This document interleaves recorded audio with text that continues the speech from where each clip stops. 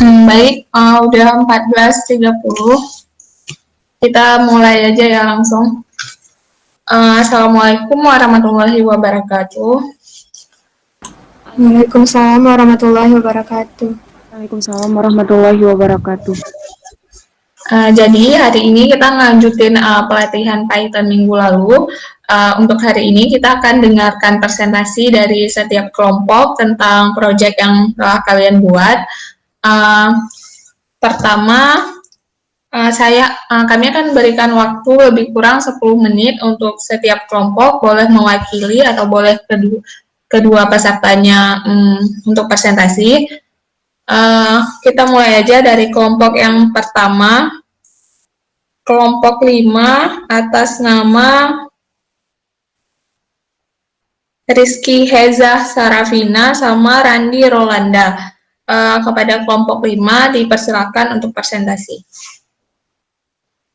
Baik, saya akan memulai presentasi saya.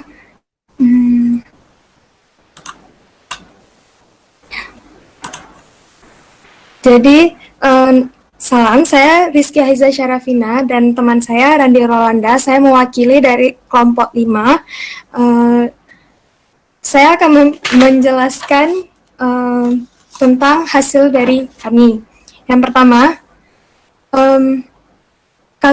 lakukan import pada library yaitu pandas aspd dan import numpy asnp dan import matplotlib.pyplot asplt. Lalu sebentar, tolong di presentasinya tolong di screen share, di sharing ke sini. Iya. Iya. Saya ulang ya. Saya akan menjelaskan dari hasil kami. Yang pertama adalah yang dilakukan yang pertama kali adalah mengimport library-nya yaitu pandas aspd dan numpy asnp dan selanjutnya adalah matplotlib.pyplot asplt. Selanjutnya untuk memanggil data kami sintaks untuk memanggil data yang kami gunakan adalah pd.read csf pada kasus malaria. Selanjutnya memasukkan sintaks left sama dengan untuk provinsi, lalu height df kasus malaria, tick table df provinsi, plt bar left height tick table sama dengan tick table dengan width 1,2 dan warnanya adalah red. plt x labelnya adalah x-axis dan plt y labelnya adalah y-axis. Untuk judulnya adalah data penyakit malaria. Ini adalah hasil dari kami dan selanjutnya untuk mengetahui box plotnya, masukkan import library-nya dulu, seaborn as sns, dan sintaksnya adalah sns titik box plot, dan x-nya adalah pemukiman yang kumuh dengan datanya adalah df. Dan ini adalah outlier, dan ini adalah hasilnya di mana outlier-nya itu terdapat pada bagian atas data. Sekian.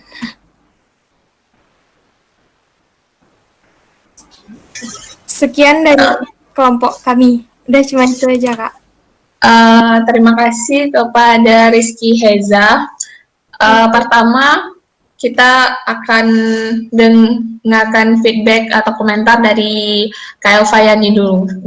Dipersilakan kepada Elva untuk komentarnya tentang tugas kelompok 5.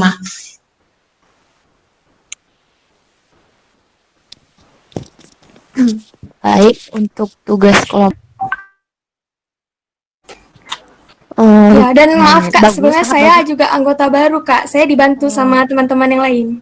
Iya. Jadi iya nggak apa-apa. Ini udah bagus kok. Kalian udah bisa improve apa yang dipelajarin dari beberapa minggu yang lalu. Cuman paling kurangnya di penjelasan outputnya. Cuman karena itu kalian bisa belajar-belajar lagi nanti sekalian belajar waktu masih kuliah. Ya, Kak. Kalau menurut kakak udah bagus sih, tinggal tambahan-tambahan lagi dan kalian harus belajar-belajar lebih banyak lagi biar tambah bagus hasilnya. Ya, Kak. Mungkin komentar dari kakak itu aja. Nggak nih dia mungkin ada tambahan. Baik, pertama bagus untuk Rizky, untuk kelompok 5. Sebenarnya kalau dibilang bagus untuk kalian apalagi yang baru, tapi ada beberapa yang perlu ditambahin. Pertama, kalian tidak menjelaskan ini datanya data apa dan sumber datanya dari mana, terus ada berapa jumlah datanya, itu harusnya dijelaskan terlebih dulu sebelum melakukan menampilkan plot. Mungkin bagi ada yang belum tahu gimana misalkan mau pakai Jupyter tapi nggak mau di Jupyternya nggak hanya bisa isiin code, tapi kayak misal kalian lihat bahan-bahan yang sebelumnya pernah kami share, itu kan bisa tampilin tulisan juga. Nah, itu caranya kalian di bagian atas code ada pilihan code, terus ada panah ke bawah itu ada pilihan markdown. Nah, kalian pilih di situ untuk bisa kalian, iya benar, untuk bisa kalian tulis kata-kata gitu, bukan hanya code. Nah, di situ harusnya kalian tulis data kalian itu data apa, sumbernya dari mana, terus variabelnya apa-apa saja, ada berapa datanya, itu yang kurang. Kemudian sebenarnya coba diturunin di plot yang ya ini yang bar chartnya ini. Nah, ya. Ini sebenarnya atas dikit aja. Kan X labelnya itu sebenarnya provinsi kan, tapi nggak kelihatan. Nah, itu harusnya mungkin diperbesar lagi ukuran gambarnya, tapi ini mungkin kurang, tapi kami menghargai kalian usahanya, tapi ini bisa diperbaiki lagi, nanti caranya itu gambarnya diperbesar supaya tulisan di bawahnya itu kelihatan, terus X-axisnya sama Y-axisnya kalian kasih tahu itu apa, kan X-nya itu provinsi ya? Iya, Kak. Ya, harusnya ditulis X-nya itu di rename jadi provinsi dan Y-nya itu jadi kasus malaria. Tapi nggak apa-apa untuk ini rating 19 ya? Iya, Kak. Saya Ya, juga baru masuk kemarin, 2 hari ya, lalu. ya nggak apa-apa. Untuk usahanya bagus, tapi ini masukan untuk kedepannya. Udah. Untuk Rizky, terima kasih. Untuk kelompok 5 Rizky dan temannya. Terima kasih juga, Kak. Ya. Kita lanjut ke kelompok selanjutnya. Kelompok 3 atas nama Umaira Saleha dan Mardiana Sari. Kepada kelompok 3, silakan mempresentasikan tugasnya.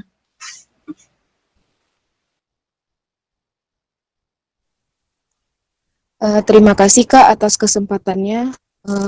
Mungkin mohon maaf, jadi Umira bisa screen layarnya, Mir?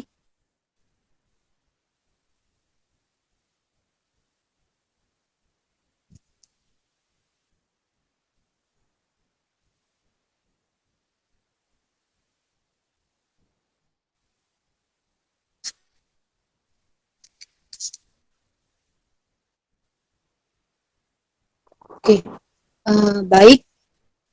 Sekali lagi terima kasih atas kesempatannya. Langsung saja, kami dari kelompok 3 akan mempresentasikan hasil dari proyek 3 yang telah kami lakukan.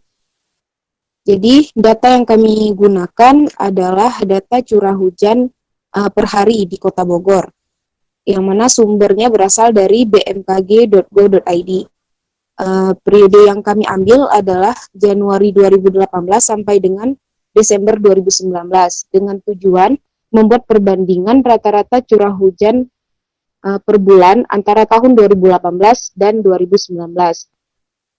Nah, langkah yang pertama tentunya kami ingin pertama memasukkan datanya dulu. Sebelumnya itu diimport dulu, import Panda SPD, terus diimport NAMPI SNP. Selanjutnya dibaca file yang dari Excel. Untuk yang 2018 itu kami namakan DF, jadi sama dengan PD, read, CSV, dan letak filenya. Selanjutnya untuk 2019 itu DA sama dengan PD, read, CSV, dan letak dari filenya. Selanjutnya untuk mengeluarkan data tersebut print PDF sesuai dengan nama yang telah kami buat di sebelumnya. Nah, saat keluarkan datanya, ternyata datanya itu masih banyak yang kosong, missing value. Oleh karena itu, kami mengambil salah satu solusi dari missing value itu adalah memasukkan nilai mediannya dalam file yang kosong tadi. Itu ada perintah df median sama dengan df filina dalam kurung df median. Begitupun untuk yang 2019 yang mana diinisialkan dengan DA. Selanjutnya di print sehingga data yang kosong tadi sudah terisi dengan mediannya. Baik, untuk yang judul selanjutnya atau langkah selanjutnya akan dijelaskan oleh rekan saya kepada Umira, dipersilakan.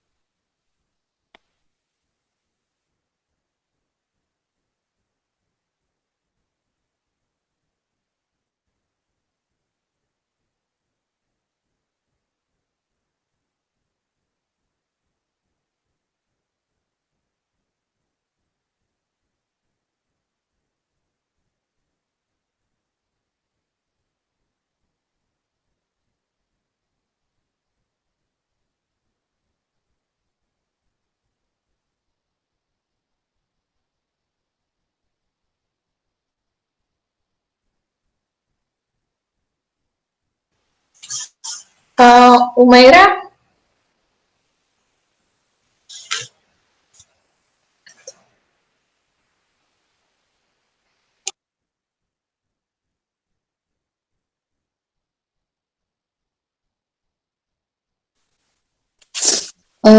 Oke, mohon maaf. Ternyata mikrofon Umira tidak bisa hidup. Jadi saya akan coba untuk menjelaskan yang selanjutnya.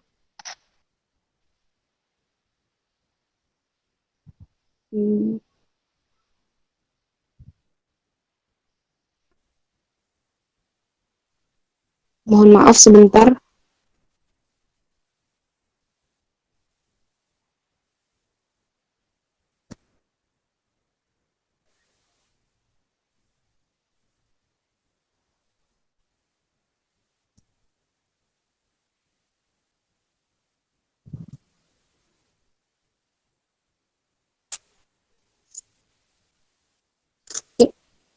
Selanjutnya, karena tujuan dari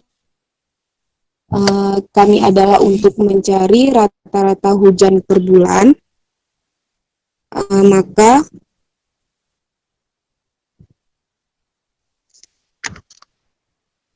yang selanjutnya adalah mencari rata-rata curah hujan per bulannya, yang dengan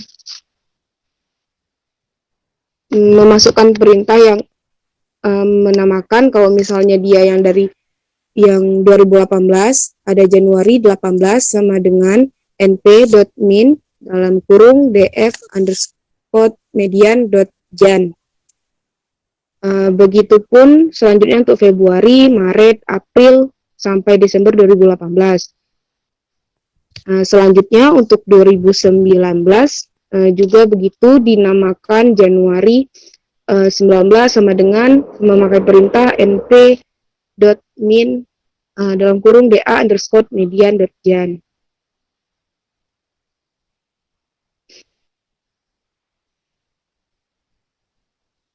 Baik, selanjutnya menamakan variabelnya. Menamakan variabelnya itu dengan inisial X, Y, Z, yang mana X adalah memberi nama bulan dan di ujungnya itu ada tahun untuk menjadi, mohon maaf, jadi X, Y, Z itu adalah nama variabelnya dari masing-masing tahun. Kalau misal yang X itu adalah untuk data tahun 2018, data bulan pada tahun 2019, sedangkan yang Z adalah nama bulan secara umum. Selanjutnya masuk ke membuat diagram garis.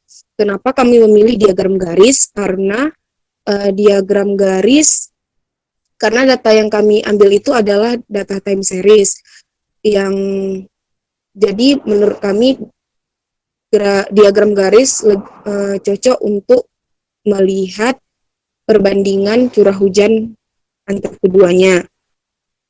Selanjutnya membuat diagram dengan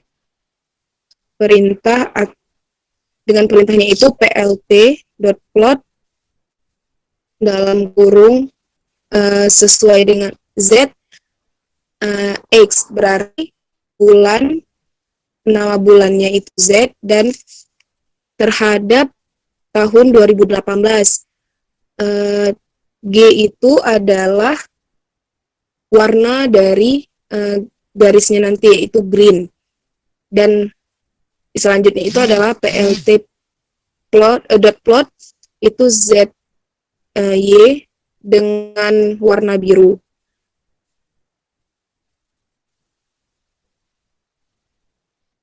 Selanjutnya memberi nama dari aksisnya. Untuk X yaitu plt.xLabel, itu namanya berarti dia bulan. Lalu plt.ylabel itu maksudnya adalah rata-rata per bulan. Selanjutnya title untuk memberikan judul, yaitu perbandingan rata-rata curah hujan per bulan dalam 2 tahun.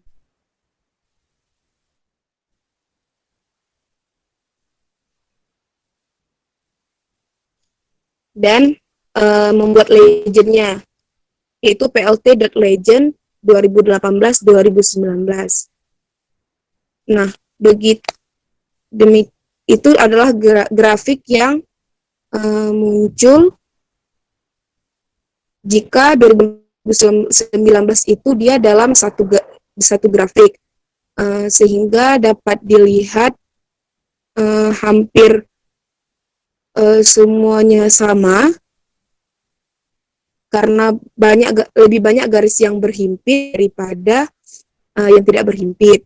Namun untuk lebih jelas atau keduanya coba untuk dipisahkan.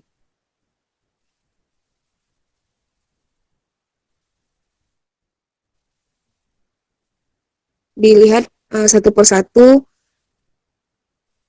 berarti plt.plot kalau untuk yang 2018 pakai Z, X warnanya green, grafiknya seperti yang terlihat di layar. Dan untuk yang 2019 itu plt.plot Z, Y, pakai warnanya biru seperti yang ada di layar. Dapat disimpulkan bahwasanya curah hujan 2018 dan 2019 itu sama, atau kebanyakan itu hampir sama, karena hampir semua garisnya itu berhimpit kecuali pada bulan akhir bulan sekitar Agustus, September, Oktober, November itu sedikit saja perubahannya. Demikian presentasi dari kelompok 3. Mohon maaf ya. Mungkin saya yang presentasi itu sudah pelatihan yang sudah dilaksanakan 3 kali sebelumnya itu tidak mengikuti karena keadaan kurang sehat. Jadi mohon maaf jika presentasinya sangat berantakan. Karena hasil presentasi hari ini pun itu belajar dari rekan yaitu Umira Saleha. Sekali lagi saya mohon maaf, terima kasih.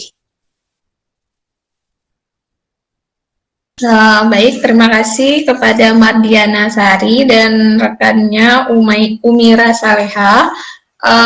Untuk komentarnya, pertama dari Afayani dulu.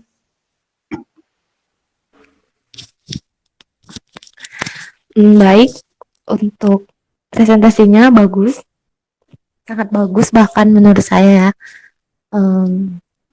Di situ dari pelatihan 1, 2, dan 3 udah mencakup semua. Cuman sedikit tambahan mungkin akan lebih menarik kalau misalnya ada summary statistiknya. Jadi bisa dijelasin summary statistiknya itu mungkin pada tahun 2018 itu yang paling tinggi itu di bulan apa, pada tahun 2019 gitu juga, dan yang lebih rendah itu pada bulan apa gitu. Mungkin itu biar lebih bagus, cuman sejauh ini udah bagus dan walaupun belajar lagi tapi sudah cepat memahami, menurut saya begitu. Yang lainnya udah bagus dan tinggal menambah-nambah yang lainnya aja mungkin biar kalian bisa improve tentang data itu. Mungkin itu aja menurut saya. Menurut Kak Nidia bagaimana?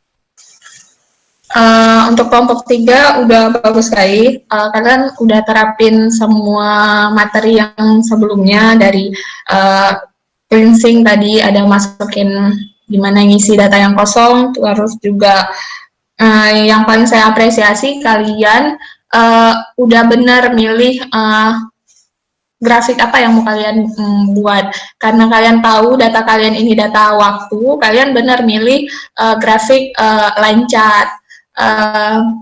Kemudian juga karena kita nggak bisa satu data visualisasi semua jenis grafik itu nggak bisa, dan kalian milih grafik yang tepat untuk data kalian. Terus juga mungkin untuk narasinya, kalau misal kalian nanti kesulitan bisa ditaruh di bawah kalau misalkan takut lupa. Tapi kalau udah bagus juga tadi kalian ada sedikit narasi di mana kalian bilang kalau data di curah hujan, rata-rata curah hujan di kedua tahun itu cenderung sama. Bisa ditambahin nanti bulan apa yang curah hujannya paling tinggi di tahun 2018 atau yang paling rendahnya di bulan apa itu. Tapi secara keseluruhan udah bagus. Terima kasih kepada kelompok 3. Kita lanjut aja kelompok selanjutnya. Itu kelompok 7, Nurul Fadila dan Medina Suhab. Kepada kelompok 7 dipersilahkan.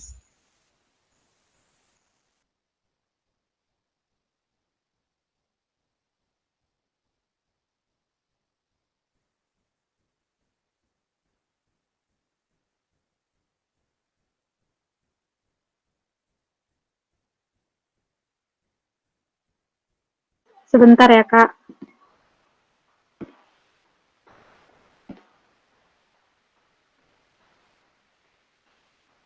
Gimana sih?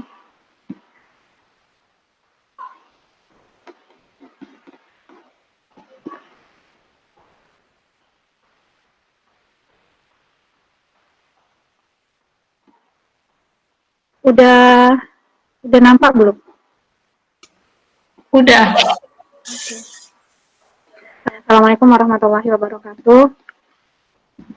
Waalaikumsalam warahmatullahi wabarakatuh. Terima kasih atas kesempatannya. Baiklah, saya akan menjelaskan tentang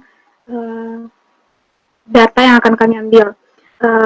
Data yang kami ambil ini adalah bersumber dari Kaggle Dataset, di mana terdapat 7 variabel, yaitu variabel pertama adalah age, di mana age itu adalah usia penerima utama asuransi kesehatan.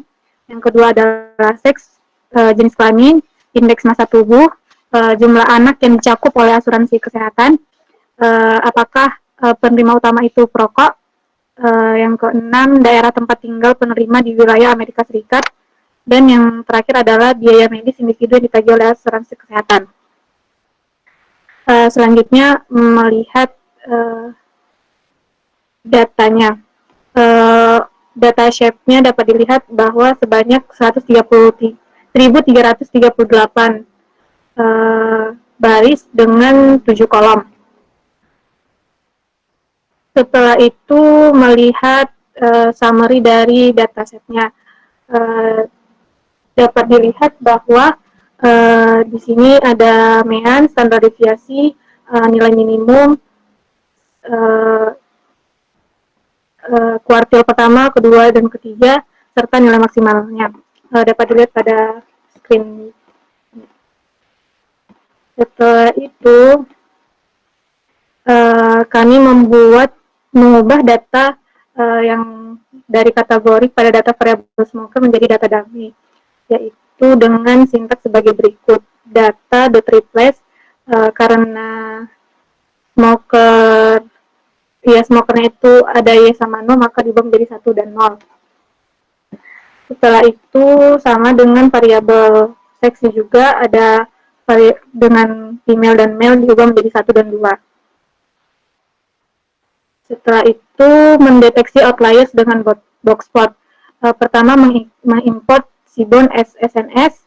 Setelah itu mendeteksi outlier dari dataset kolom edge. Dapat dilihat bahwa pada boxplot ini tidak terdapat outlier.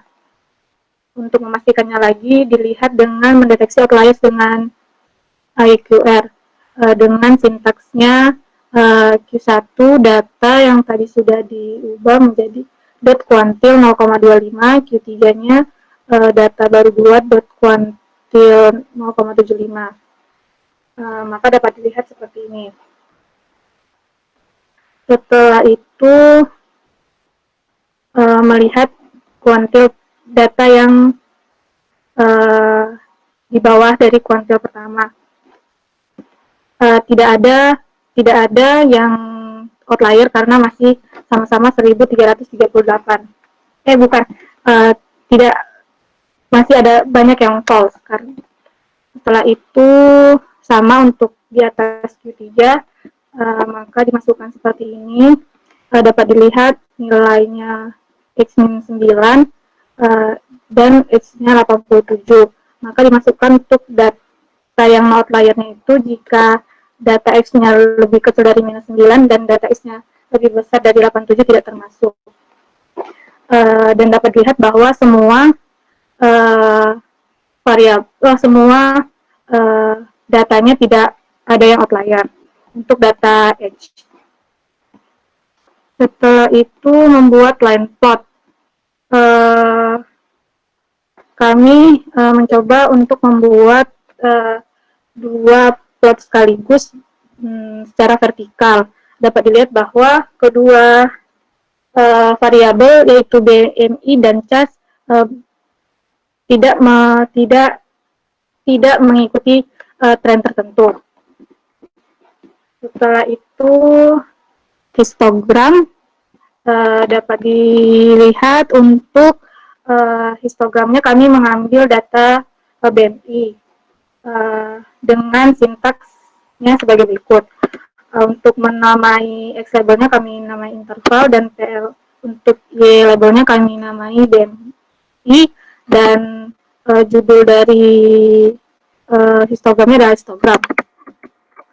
Dapat kita lihat bahwa histogramnya hampir menunjukkan sebaran normal. Hal ini mengindikasikan bahwa data tersebut bisa berdistribusi normal. Untuk histogram data charts sama dengan yang tadi, tetapi untuk histogram ini dapat dilihat bahwa sebaran data pada data charts tidak berbentuk simetris dan cenderung menjulur ke arah kanan. Hal ini mengindikasikan bahwa data tersebut tidak berdistribusi normal. Nah, setelah itu bar chart dan selanjutnya akan dijelaskan oleh rekan saya Medina. Baik, di sini saya akan melanjutkan presentasi dari Nurul Fadilah Hayana Iritona. Di sini kami membuat bar chart dari data H dengan data variabel BMI, di mana data H ini sebagai variabel X-nya dan data BMI ini sebagai variabel Y-nya. Dengan kami buat perbedaan warna dari kedua variabel, di mana H itu berwarna merah dan data BMI itu berwarna hijau. Dengan title-nya My Bar Chart. Dan berikut adalah output yang diperoleh. Selanjutnya adalah pie chart. Di sini kami membuat pie chart dari variabel children dengan indeks masing-masing pie chartnya itu ada 1, 2, 3, 4, dan 5 dengan proporsi dari masing-masing indeksnya itu untuk anak sebanyak 1 itu ada 574 orang. Kemudian untuk indeks anak sebanyak 2 itu sebanyak 324 dan sebagainya. Dengan color yang kami buat berbeda dari masing-masing indeksnya. Dan berikut adalah persentase yang diperoleh dari output pie chart-nya, di mana persentase jumlah anak, boleh ke bawah lagi, Nuk? Persentase jumlah anak yang dicakup oleh asuransi kesehatan dengan jumlah anak 1 sebesar 43,7%, kemudian jumlah anak 2 sebesar 24,74%, jumlah anak 3 sebanyak 18,3%, jumlah anak 4 sebanyak 12%, dan jumlah anak 5 sebesar 1,4%. Selanjutnya di sini kami membuat pie chart dari variabel X, di mana indeksnya itu ada male dan female, dan masing-masing indeks tersebut memiliki proporsi untuk male-nya itu ada 676 orang, kemudian untuk indeks female proporsinya itu ada 662 orang, dengan perolehan output sebagai berikut, dan masing-masing persentase yang diperoleh untuk penerima utama asuransi kesehatan pada laki-laki sebesar 50,5%, sedangkan pada perempuan sebesar 49,5%. Selanjutnya di sini kami memvisualisasikan dengan box plot pada data BMI yang menunjukkan bahwa kita dapat melihat distribusi data dari BMI yang cenderung menjulur ke kanan dan terdapat adanya outlier. Selanjutnya adalah box plot pada data chargers, di mana di sini kami menggunakan plt.figure, kemudian diperoleh output dengan distribusi data yang cenderung menjulur ke arah kanan dan terdapat adanya outlier. Kemudian adalah box plot gabungan pada gambar pada satu gambar. Di sini kami menggabungkan tiga variabel, di mana terdiri dari variabel age, children, dan BMI dengan hasil perolehan yang sama, yaitu cenderung menjulur ke arah kanan, dan untuk variabel BMI terdapat adanya outlier. Dan selanjutnya adalah scatter plot. Di sini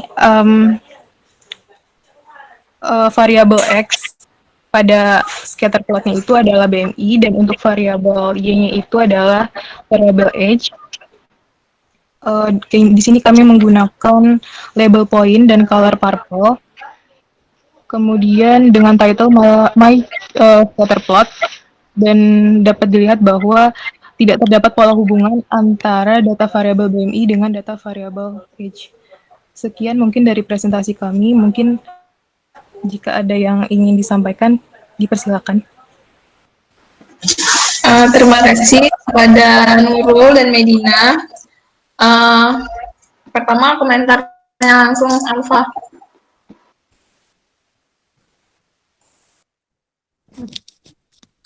Baik, komentarnya bagus.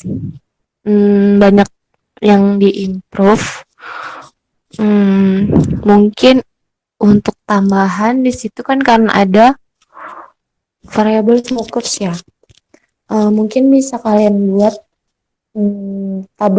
tabulasi silang antara smokers sama jenis kelamin. Mungkin itu bakalan lebih menarik untuk yang bakalan dianalisis selanjutnya. Selain itu, apalagi ya? Bagus, udah mencakup semua pertemuan dan banyak yang diinterpretasikan, hampir semua variabel yang ada itu dijelasin dengan plot-plot yang cocok menurut saya. Apalagi ya? Mungkin hanya itu aja. Kalian bisa improve ke yang lain. Mungkin itu aja. Ini dia. Kalau dari saya, pertama kalian udah bagus, kalian di awal jelasin deskripsi datanya, kalian punya data variabelnya apa aja, kalian udah jelasin itu di awal, itu bagus. Terus banyak plot kalian itu yang nggak kalian rename X label dan Y label sama title-nya, jadi kayak nggak jelas itu. Kalau misalkan orang lihat gambarnya aja itu nggak tahu plot apa gitu, jadi harusnya di title-nya kalian ubah, misalkan yang pie chart tadi itu distribusi data apa, namainnya itu sesuai dengan datanya, itu tadi kurangnya di kalian. Terus sebenarnya kan ini masalah narasi dari cara kalian sampaikan aja. Tujuannya visualisasi data itu kan supaya orang awam paham dengan data kita, terus kita dapat sesuatu informasi hanya dengan visualisasi. Nah, tadi kalian udah pas kalian narasiin, itu kurang apa ya, kurang, maksudnya apa, misal tadi nih yang gambar pie chart, kan ada laki-laki atau perempuan atau enggak dengan anak 1, 2, 3. Harusnya di situ kalian bisa lebih jelasin, berarti kalau misalkan proporsi laki-laki lebih banyak daripada perempuan yang terima insurance ya, dari data kalian. Jadi lebih jelas. Tujuannya visualisasi data itu nggak hanya sampai tampilin gambarnya aja. Ini untuk semua juga, ini masukan aja.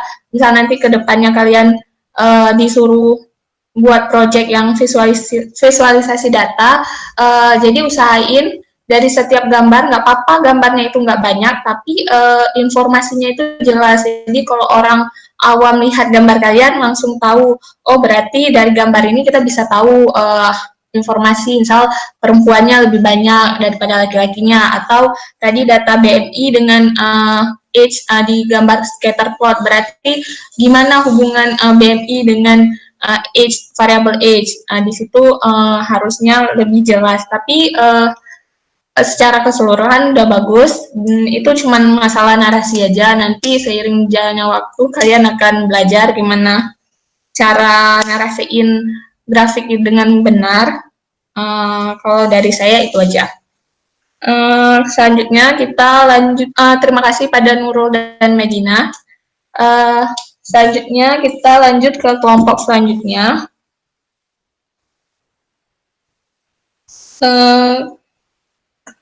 Kelompok 2, Baiduri Orida Putri dan Nurma Yunda.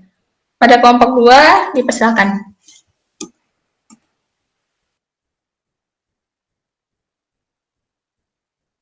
Ya, sebentar Kak ya. Muncul tidak? Belum.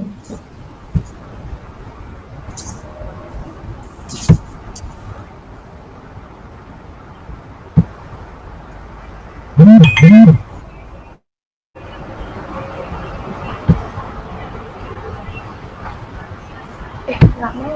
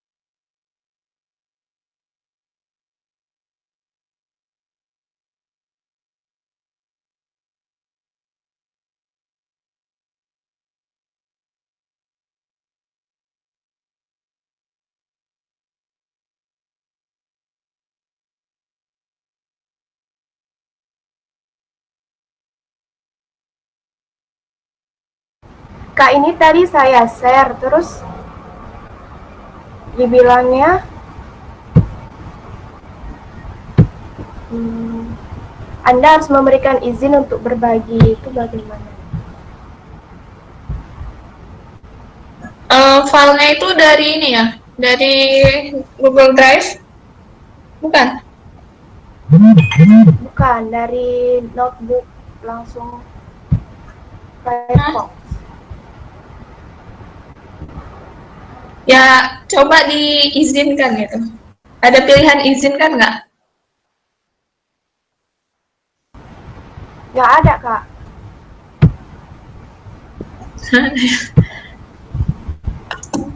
Harusnya kan keluarnya presentasikan seluruh layar, jendela, atau satu tab from, nggak keluar kayak gitu. Iya, tadi keluarnya seperti itu, terus saya share, keluarnya seperti ini saya share di WA. Atau enggak coba temennya satu lagi yang share.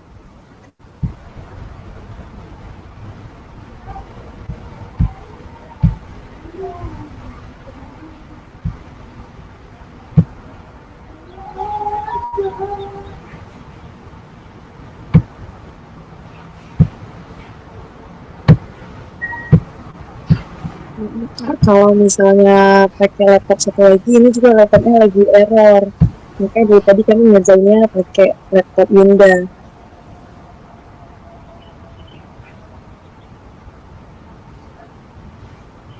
Belum bisa juga ya. Gini aja, filenya itu dikirim ke saya sekarang. Iya, iya, Kak. Ya, via ya, Via WA ya, Kak? boleh. Via apa, Kak? WA boleh, WA. Oke, Kak.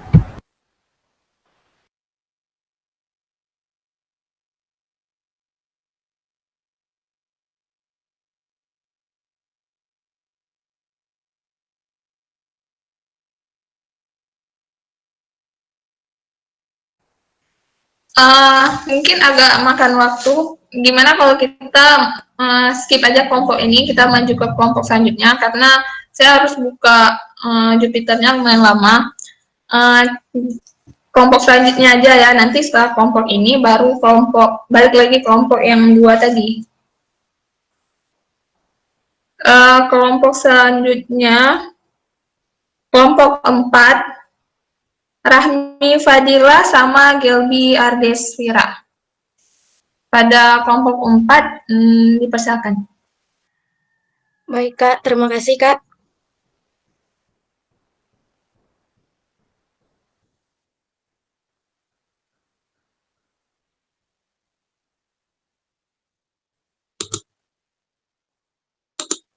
Udah kelihatan, Kak? Udah. Baik. Terima kasih kepada Kak Nidia dan Kak Elva. Di sini Gelbi mau menjelaskan tentang data preparation 2. Seperti pertemuan kita minggu lalu. Yang pertama itu outliers atau pencilan. Outliers atau pencilan adalah data yang menyimpang terlalu jauh dari data yang lainnya dalam suatu rangkaian data. Adanya data outliers ini akan membuat analisis data terhadap serangkaian data menjadi bias atau tidak mencerminkan fenomena yang sebenarnya. Istilah liars juga dikaitkan dengan nilai ekstrim, baik itu nilai ekstrim besar ataupun kecil. Nah, pertama-tama kita import untuk membuat sintaknya, pertama kali kita membuat import panas as pd, lalu import numpy as np. Kemudian untuk membaca datanya seperti sintak ini df sama dengan pd.read underscore csv, kemudian data di mana kita simpan. Nah, untuk melihat berapa file yang kita gunakan, dapat kita buat sintak dengan df.set. Di sini Gelbi menggunakan satu kolom saja karena tadi malam Gelbi sudah coba buat tapi tidak bisa, Kak. Kemudian untuk membuat describe-nya dengan sintak df.describe. Lalu akan tampil seperti hasil di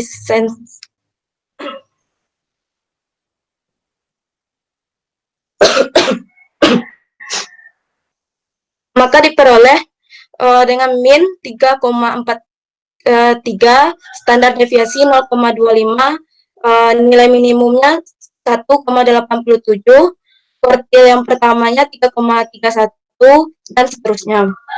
Kemudian melihat outliers pada box plot. Kita buat dulu sintak, kita import dulu dengan sintak import seaborn as SNS. Kemudian buat sintaknya sns.boxplot. Kemudian dengan X sama dengan IPK. Nah, dapat kita lihat boxplotnya, outliernya lebih banyak di bagian bawah. Melihat outlier dengan IQR. IQR atau interquartile rank adalah ukuran variabilitas yang didasarkan pada pembagian kumpulan data menjadi kuartil. IQR didefinisikan sebagai selisih antara kuartil atas dengan kuartil bawah. Biasanya IQR digunakan untuk membantu menarik kesimpulan mengenai sejumlah data. Nah, untuk mencari IQR, kita perlu ketahui dulu Q1-nya atau kuartil yang pertama. Terus kuartil yang ketiga, lalu dengan rumus IQR sama dengan Q3 dikurang Q1, lalu di print. Maka diperoleh dari data yang tadi IQR-nya 0,29. Kemudian menampilkan outlier yang bawah dengan sintak low underscore out sama dengan df kecil dari dalam kurung Q1 dikurang 1,5 dikali IQR. Dapat kita lihat hasilnya seperti ini. Kemudian untuk menampilkan outlier yang di atas dengan sintak height underscore out sama dengan df lebih besar dari Q3 ditambah 1,5 dikali IQR. Lalu dapat kita lihat hasilnya seperti ini. Untuk menghapus outlier, pertama untuk batas bawahnya sama dengan Q1 dikurang 1,5 dikali IQR. Lalu untuk batas atasnya Q3 ditambah 1,5 dikali IQR. Lalu untuk menampilkannya lower underscore limit, upper underscore limit. Diperoleh lower batas bawahnya dari data tersebut adalah IPK dengan 2,875 dengan batas atasnya 4,035.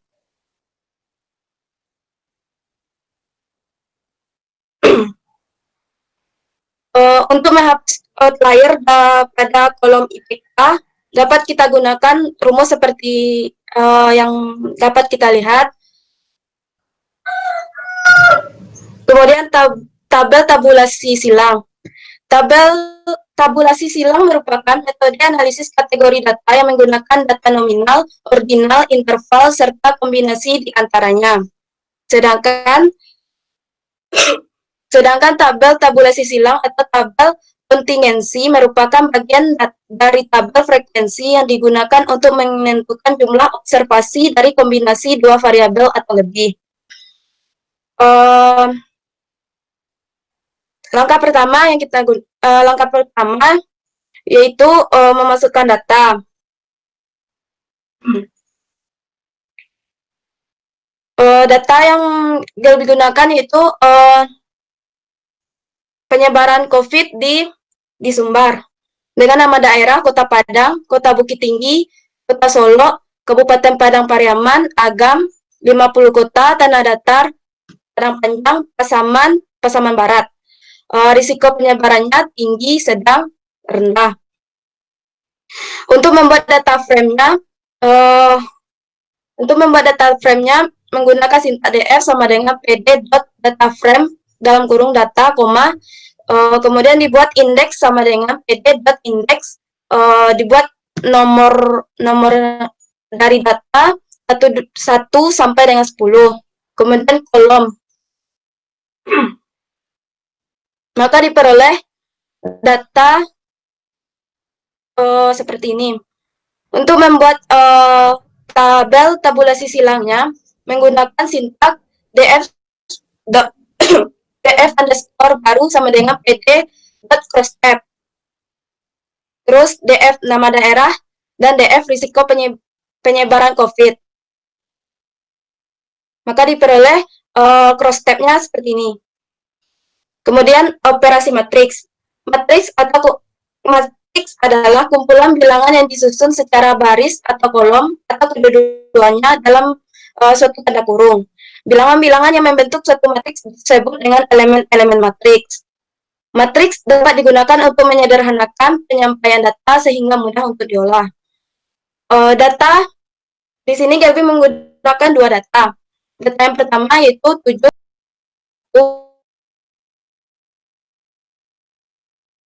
8 2 6 9 2 5 2 5. Nah, kemudian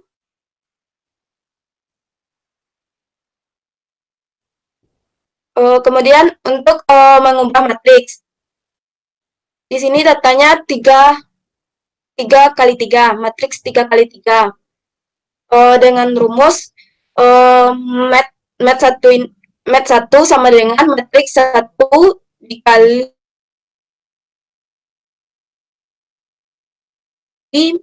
dot, maka diperoleh seperti ini. Kemudian matriks yang kedua sama, kemudian penjumlahan matriks. Jumlah matriks dengan rumus jumlah sama dengan mat 1 ditambah mat 2. Maka diperoleh 11, 16, 6, 7, 12, 11, 8, 8, 6. Kemudian perkalian. Hasil matriks perkalian lebih buat dengan tanda X, X sama dengan mat 1 dot mat 2. Kemudian diperoleh seperti ini. Untuk diagonal matriks, np.trace mat 1, mp.trace mat 2. Maka diperoleh diagonal matriks yang pertama itu 11, diagonal matriks yang kedua itu 18. Jumlah diagonalnya. Untuk transpose matriks, transpose itu merupakan baris dari suatu matriks itu jadi kolom menjadi baris. Nah, untuk matriks yang pertama dapat diperoleh 7, 1, 3, dan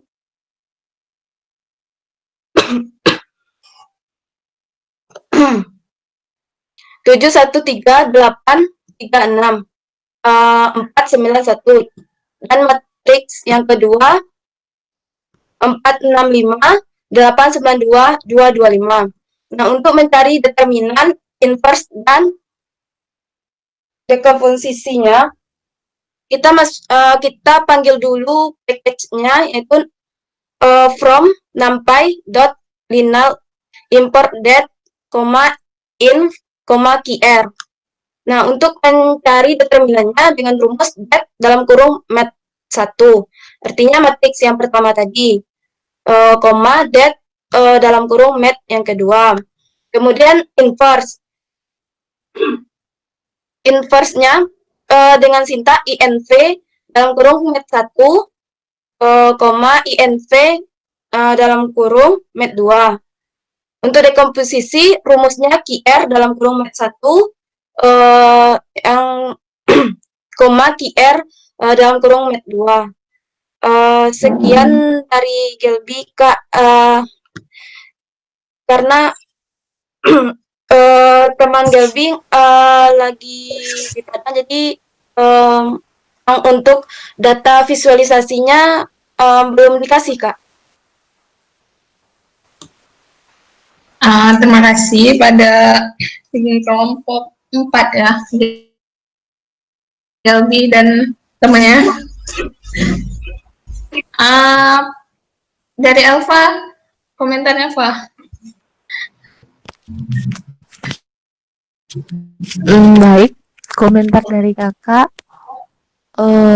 Ini kawan satu lagi siapa, Gilby? Rahmi Fadilah, Kak. Ada ditanya kapan dia kirim tugasnya?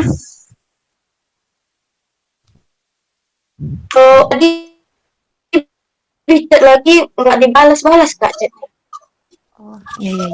Biarin aja, mungkin dia belum siap kali ya. Ya, Kak. Komen dari kakak, bagus apa yang dijelasin Gilby, cuman kayaknya sedikit lari dari tugas awal ya. Tugas awal kan ditugaskan untuk cari data, kemudian kali. Jadi sebenarnya data awal Gilby tadi cukup data itu aja yang Iya, Kak. Gilby jelasin, misalnya dibuat plot atau dijelasin plotnya, datanya itu kayak mana, ada outlier atau enggak, kayak gitu.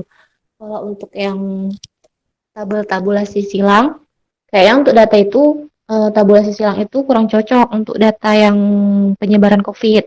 Kayaknya bagus itu Gilby buat plot aja biar nampak dia atau datanya itu jangan rendah sedang tinggi, atau pakai jumlah yang terinfeksi COVID itu berapa banyak orang. Jadi kita tuh tahu nanti di mana yang daerah mana yang di Padang itu yang korbannya itu banyak kayak gitu.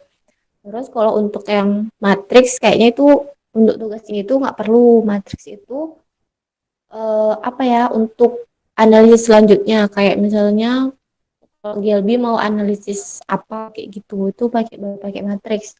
Tugas ini kan cuman eksplorasi dari data yang Gilby punya kayak gitu. Tapi sejauh ini udah bagus sih, maksudnya ya Gilby udah tahu cara pemakaiannya itu kayak mana. Mungkin itu aja dari kakak. Kak Nidia.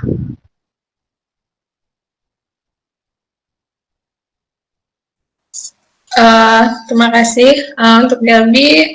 Mungkin cuma soal salah pemahaman tugas saja, tapi nggak apa-apa, udah bagus, setidaknya udah berusaha. Yang soal visualisasinya mungkin temannya belum selesai ya, kita nggak tahu. Makasih Gelbi. Kita balik lagi ke kelompok 2 tadi. Siapa sih?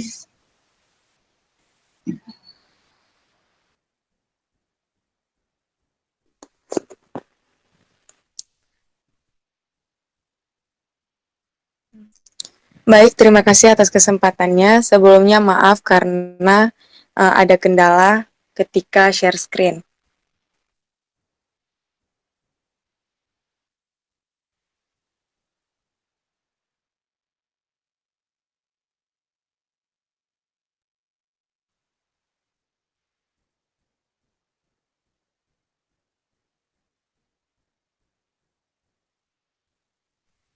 Baik, saya akan mempresentasikan tentang Project 3 dari kami kelompok 2 dengan anggota saya sendiri Baiduri Orida Putri dan partner saya Nurma Yunda.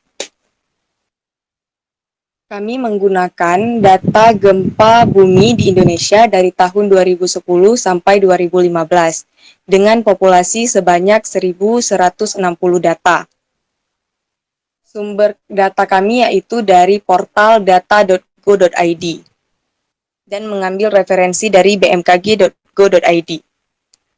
Jadi yang pertama kami lakukan yaitu import library, kemudian import dari CSV sama dengan PD read CSV. Lalu kami print datanya menggunakan print dalam kurung data dua variabel yaitu magnitudo atau kekuatan gempa dan intensitas gempa.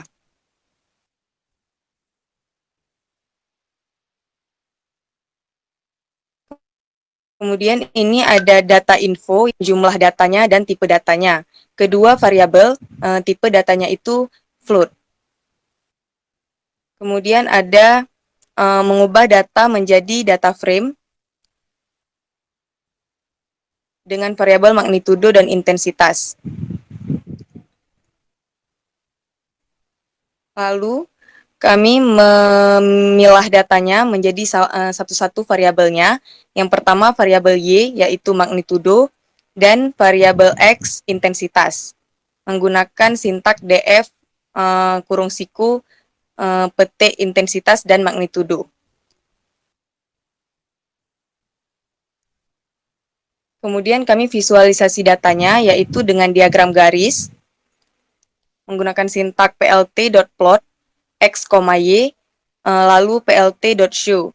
Muncul diagram garis seperti output tersebut dan kami memberi labelnya X labelnya yaitu intensitas dan Y labelnya magnitudo dengan title intensitas dan magnitudo gempa di Indonesia 2010 sampai 2015. Terlihat bahwa garisnya itu lurus yang menunjukkan bahwa hubungan antara intensitas dan kekuatan gempanya sangat kuat. Yang menandakan bahwa semakin besar kekuatan gempanya, semakin besar magnitudo gempanya, maka intensitas gempanya juga semakin besar. Demikian penjelasan dari saya. Penjelasan selanjutnya akan disambung oleh partner saya Nurma Yunda. Baik, selanjutnya saya akan melanjutkan visualisasi data. Selanjutnya kami memvisualisasikan data gempa ini yang terdiri dari dua variabel, yaitu variabel intensitas dan magnitudo. Yang pertama, kami memvisualisasikan datanya dengan histogram. Yang pertama, histogram intensitas. Intensitas tadi kan sudah diberi nama X, jadi plt.hist dalam kurung itu ditaruh X, dan X labelnya itu ditaruh intensitas, sedangkan Y-nya itu frekuensi. Kami membuat histogram ini untuk membuat interval mana yang paling banyak. Dari histogram ini terlihat bahwa interval 6-7 itu yang paling banyak. Jadi intensitas gempa di Indonesia itu yang intensitasnya tuh 6-7 yang paling banyak di Indonesia pada tahun 2010 sampai 2015. Selanjutnya kami memvisualisasikan histogram intensitas, variabel intensitas.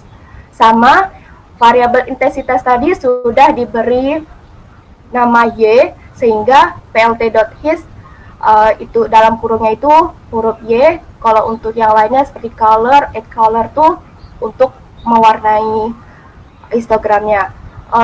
Sama seperti yang di atas, X labelnya diganti dengan magnitudo, sedangkan Y-nya tetap frekuensi. Di sini juga untuk melihat magnitudo terbanyak di Indonesia itu, magnitudo yang kisaran 5, itu paling banyak di Indonesia.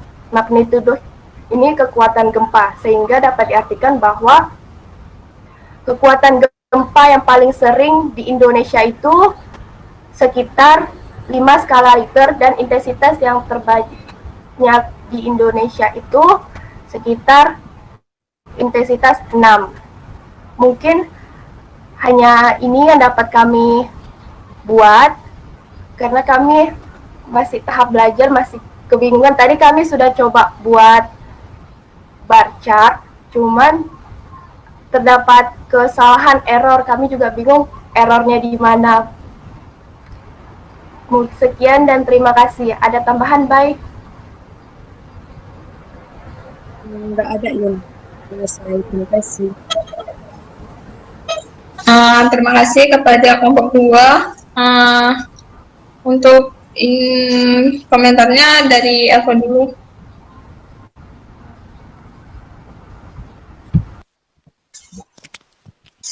Untuk tugasnya bagus, datanya juga bagus, terus pemilihan plotnya itu bagus yang untuk melihat hubungan antara intensitas sama magnitudo. Itu bisa kita lihat juga jadi korelasi ya. Kemudian kayak nggak ada lagi, mungkin lebih improve lagi datanya biar bisa dibuat plot-plot yang lain. Mungkin itu aja. Saya kembalikan ke Kak Nidia. Kalau dari saya, pertama bagus. Tadi kan kalian bikinnya hubungan intensitas sama magnitude. Nah, kalian buatnya pakai line chart. Sebenarnya ini kan kalau hubungan dia bagusnya pakai scatter plot. Tapi kalian coba tampilin garis ininya kan. Cuma itu agak sedikit kurang cocok. Kalau line chart itu dia untuk lihat tren. Jadi X-nya itu biasanya waktu. Tapi kalau kalian melihat hubungan, itu sebaiknya pakai scatter plot, jangan line chart. Tapi memang akan menghasilkan gambar yang hampir sama. Cuman ini pemilihan grafik aja yang agak sedikit keliru kalau menurut saya. Terus kalau nggak salah ya, intensitas itu banyaknya gempa kan? Ada yang bisa jawab di yang punya data?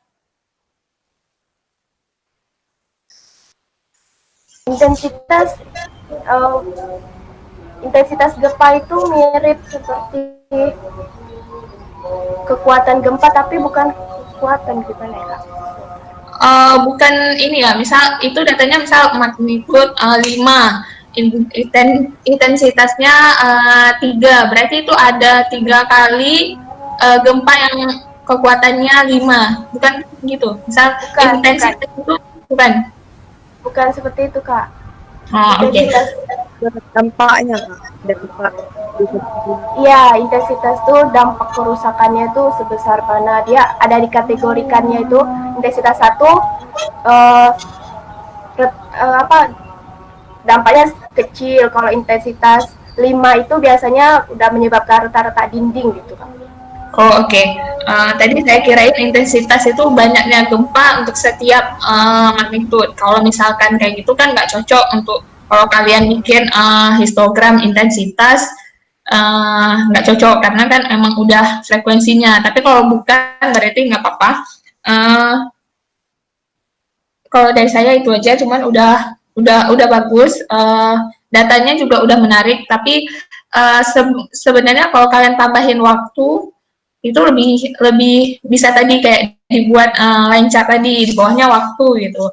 Terus nanti untuk lihat hubungannya itu bikinnya scatter plot. Kalau bar chart mungkin karena datanya nggak ada yang kategori ya. Tapi kalau misalkan intensitasnya tadi ada kategorinya, itu bisa dibikin bar chartnya.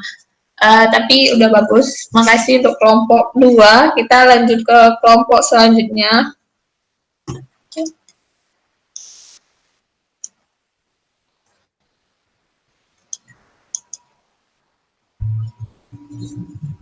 Kelompok 8.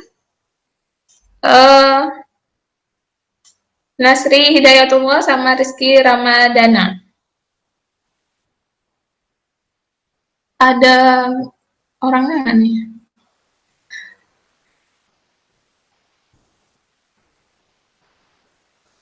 Kayaknya nggak ada nih. Nggak ada orangnya ya? Nggak, next aja deh. Yang nggak presentasi gimana, Pak? Ya, ya kita lapor ke Bapak. Yang nggak presentasi berurusan langsung sama Bapak ya? Kasih alasannya langsung ke beliau ya, jangan kasih alasan ke kami. Soalnya ini tuh nggak ada, sejujurnya ya, ini tuh nggak ada impact apapun sama kami. Ini untuk kalian. Jadi kalau misalkan merasa terbebani karena kami, jangan. Soalnya betul ini bukan bukan untuk kami, tapi untuk kalian belajar. Ada, Kak. Sedangkan ada kelompok 1 dipersilakan.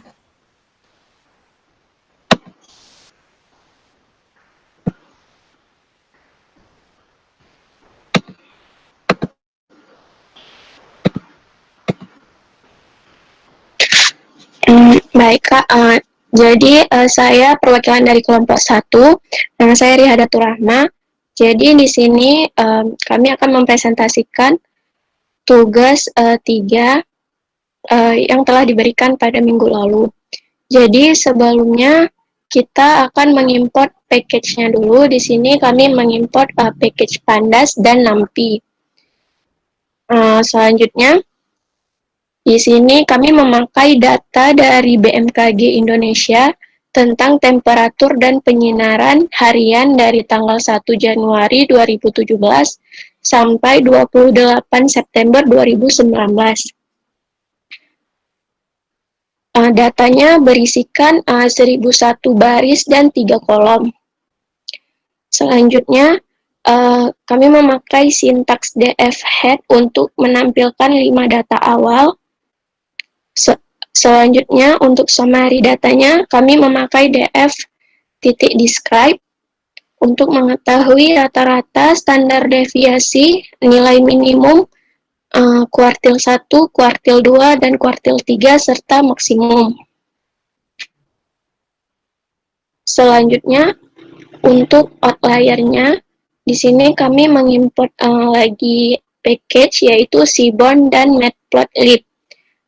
Untuk box plot-nya, kami menggunakan sintaks SNS box plot. Yang pertama ini box plot untuk temperatur. Dapat dilihat bahwa terdapat beberapa outlier yang terdapat di data temperatur. Selanjutnya untuk data penyinaran, di sini tidak terlihat outlier-nya. Selanjutnya untuk mencari lebih lagi, kami memakai IQR untuk menampilkan outlier bawah. Kami menggunakan sintaks Q1 kurang 1,5 dikali IQR. Maka didapatkan datanya seperti ini. Di sini tidak nampak outlier-nya. Untuk outlier atasnya juga seperti itu dengan kuartil 3. Selanjutnya, untuk setelah didapatkan outlier-nya, kami menghapus outlier tersebut dengan mencari tahu dahulu batas bawah dan batas atas. Untuk temperatur, batas atasnya 23,95 dan batas bawahnya 28,35.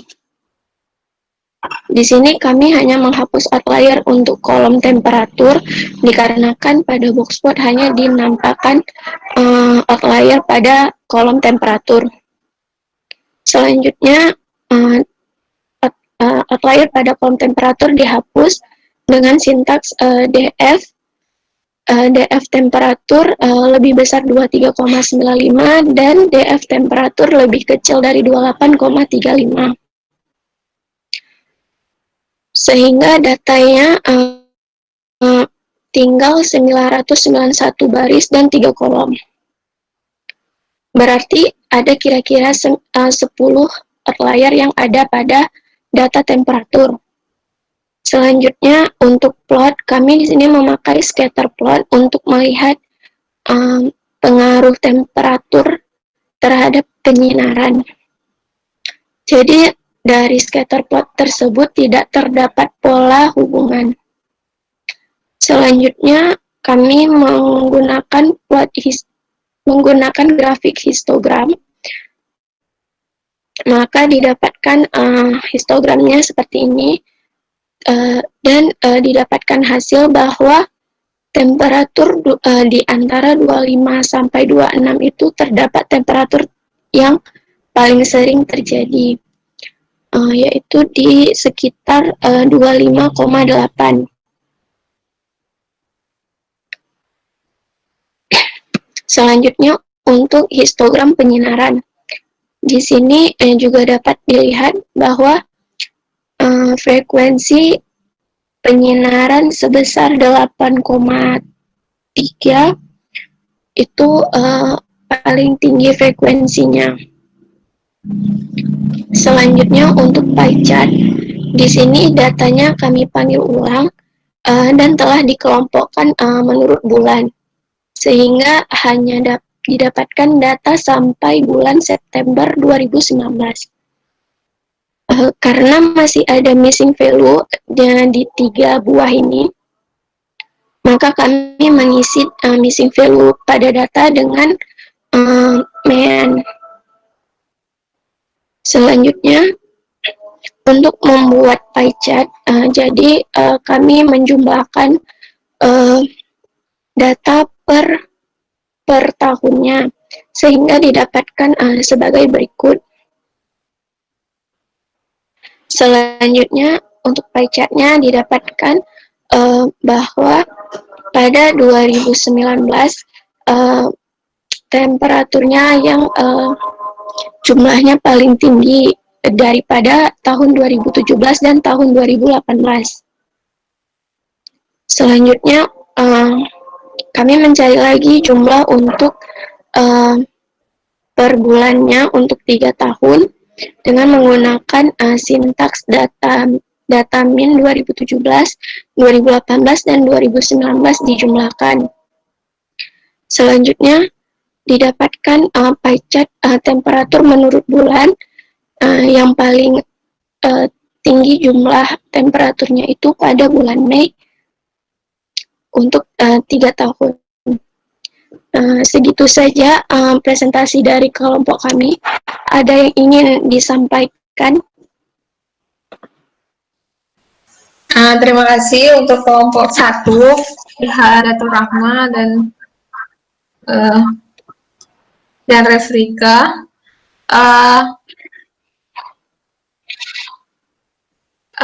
Selanjutnya untuk Elva. Silakan, Elva. Baik. Tugasnya bagus, datanya juga bagus, referensinya ada. Kemudian plot-plotnya juga. Cuman satu saran yang di plot pie chart.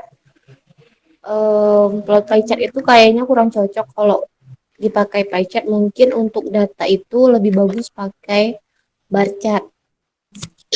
Kayak lebih bagus bar chart karena kalau misalnya pie chart itu lebih ke gimana ya?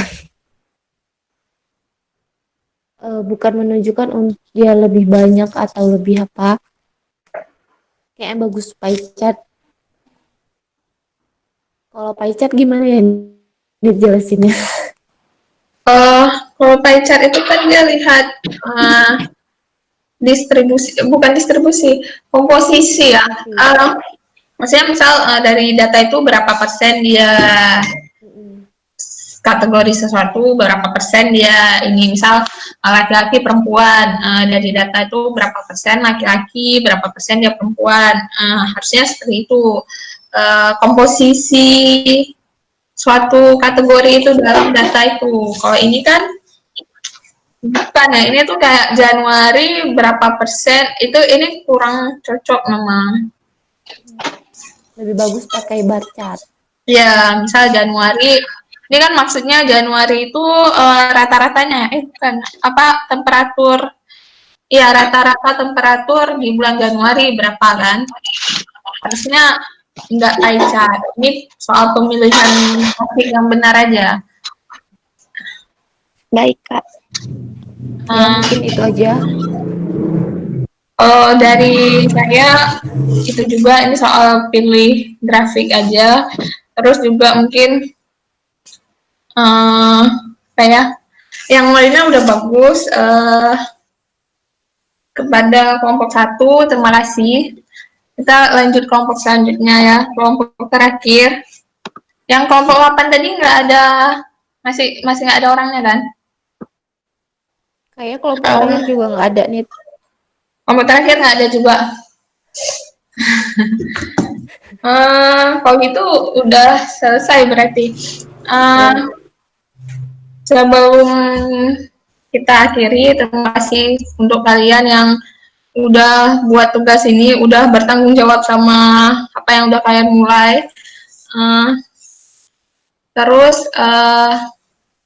kalau dari saya, kalian sebenarnya udah bagus, udah dapat maksudnya, cuman mungkin kurang di narasinya aja. Kenapa narasinya itu penting? Sebenarnya kalau soal visualisasi data, explore data itu kita nggak penting seberapa ribet atau susahnya sintak yang kita punya, itu nggak penting. Yang pentingnya itu seberapa berinformasi, seberapa informatif info kalian. Jadi kayak walaupun kalian punya 2 grafik aja, tapi dari 2 grafik itu kalian bisa nangkap banyak info, itu udah jauh lebih bagus daripada kalian punya 10 grafik. Terus juga penyampaian hasilnya. Jadi misal kalian punya 1 grafik, terus dari grafik itu kalian sampaikan ternyata apa yang didapat dari hasil itu. Misal kayak misal tadi ada data yang kelompoknya Medina, itu datanya bagus, itu datanya sangat kepake kali kalau di dunia industri, di apa ya, di dunia kerja itu perlu. Jadi misal tadi datanya nggak salah tentang insurance, kalian bisa lihat misal proporsi yang pakai yang insurance itu lebih banyak perempuan atau laki-laki, terus keluarga dengan anak berapa, nanti di situ bisa dianalisis. Oh berarti harus kita misal nanti keluarga dengan anak lebih dari 2 lebih cenderung menggunakan insurance daripada yang anaknya di bawah 2. Berarti kita perlu promosi lebih banyak lagi untuk keluarga-keluarga yang punya anak lebih dari 2. Nah, itu tujuannya visualisasi data. Cuman dari secara visual, kalian bisa tangkap informasi, terus bisa ngambil keputusan, nggak hanya sekedar nampilin sesuatu. Terus juga apa ya? Tapi secara keseluruhan kalian udah bagus. Terima kasih untuk usahanya. Terus dari saya itu aja dulu. Kalau dari Elva ada tambahan sebelum kita tutup, Fa?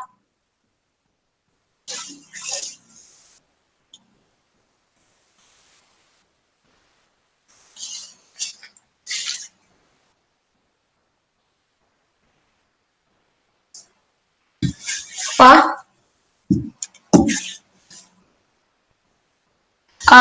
Elva udah selesai. Kalau gitu, makasih. Sekian pertemuan kita. Tetap semangat belajarnya. Mungkin kalian nggak rasain efeknya sekarang, mungkin rasainnya efeknya 2 tahun atau 3 tahun ke depan, karena dari pengalaman saya, kalau kalian nggak bisa Python, kalau kalian punya tujuan ingin bekerja di seperti startup atau e-commerce, dan itu kalau R kepake, tapi orang lebih pakai Python daripada R. Jadi nanti pasti kalau misal kalian mau terjun ke dunia startup, nggak bisa Python, kalian bakal terdiskualifikasi sama orang lain gitu. Sekarang orang yang nggak punya basic, yang nggak punya dia jurusan kuliahnya bukan data science, bukan computer science, bukan statistik, bukan matematika atau informatika aja belajar Python. Apalagi kita yang jurusannya ini. Jadi harusnya kalian punya niat untuk belajar, punya motivasi untuk belajar. Tapi kalau misal sekarang belum ada, nggak apa-apa. Tapi terima kasih untuk rasa respect kalian sama kami dengan kalian kerjain tugas ini. Sekian, saya akhiri pertemuan hari ini. Wassalamualaikum warahmatullahi wabarakatuh. Waalaikumsalam. Waalaikumsalam warahmatullahi wabarakatuh. Waalaikumsalam warahmatullahi wabarakatuh. Waalaikumsalam warahmatullahi